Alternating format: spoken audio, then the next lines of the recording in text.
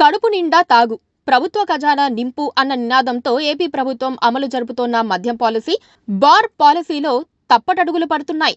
జనం ఎంత తాగుతున్నారు, బార్లకు ఎవరు వెళ్తున్నారు, వ్యాపారులకు ఆదాయం పెరుగుతోందా లేదా, బార్లు పాడుకున్న వారికి లాభం వస్తోందా నష్టం వస్తోందా లాంటి అంశాల జోలికి వెళ్లకుండానే ప్రభుత్వం తన విధానాలను మార్చేసుకుని షాపులు, బార్లు కేటాయించేందుకు ప్రయత్నించి ఇప్పుడు దిక్కుతోచని స్థితిలో ఉంది.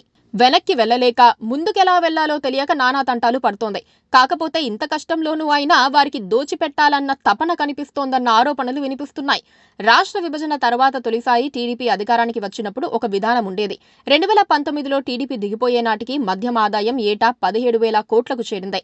దాని తర్వాత వైసీపీ అధికారంలోకి వచ్చి ప్రైవేటు లేదు, అన్ని ప్రభుత్వ షాపులేనని తేల్చింది. ఈ క్రమంలో అనేక అవకతవకలు జరిగాయన్న ఆరోపణలు కూడా ఉన్నాయి. అయినా ప్రభుత్వ ఆదాయం మాత్రం 25,000 కోట్లకు పెరిగింది. ఇప్పుడు టీడీపీ అధికారానికి వచ్చిన తర్వాత మద్యం షాపులు, బార్ల నిర్వహణను ప్రైవేటు వ్యక్తులకు అప్పగిస్తూ టెండర్లు పిలిచింది. ఈ క్రమంలో మద్యం షాపులు ఒక ప్రహసనమైతే బార్ లైసెన్స్లు మరో ప్రహసనంగా ఉంది. ప్రస్తుతం బార్ల కేటాయింపు ప్రక్రియ ఇంకా ఒక కొలిక్కి రాకపోవడంతో ప్రభుత్వ పెద్దలు మల్లగుల్లాలు పడుతున్నారు. మొదటి విడత కింద మొత్తం 840 బార్లకు నోటిఫికేషన్ ఇచ్చారు. ఇప్పటికే 2 సార్లు గడువు పొడిగించిన తర్వాత 412 బార్లకు దరఖాస్తులు వచ్చాయి. మిగిలిన 428 బార్లకు ఈ నెల 3న రెండో విడత నోటిఫికేషన్ జారీ చేశారు. సమయం కూడా బాగానే ఇచ్చారు. అయినప్పటికీ 10 రోజుల్లో కేవలం 11 బార్లకే దరఖాస్తులు అందాయి.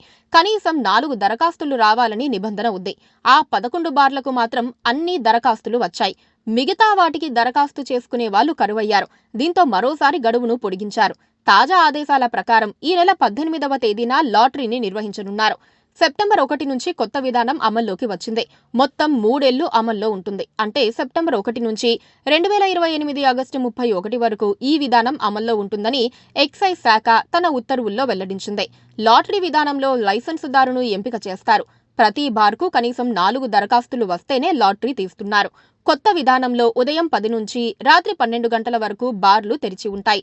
ప్రస్తుతం ఉన్న పాలసీ ప్రకారం రాత్రి 11 గంటల దాకా మాత్రమే బార్లు తెరిచి ఉండేవి.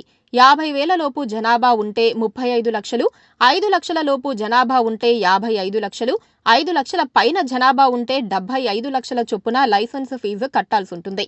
గీత కార్మిక కులాల కోసం 10% బార్లను రిజర్వ్ చేశారు. వీటికి సాధారణ బార్ల లైసెన్స్ రుసుముల్లో 50% వసూలు చేస్తారు. నిజానికి వైసీపీ హయాంలో కూడా మద్యం షాపుల నిర్వహణ ఎలా ఉన్నా బార్లు పెద్ద సమస్యగా మారాయి. అప్పట్లో 5 లక్షలకు పైగా జనాభా ఉన్న ప్రాంతాల్లో 70 లక్షల రూపాయలు లైసెన్స్ రుసుము చెల్లించాల్సి వచ్చింది.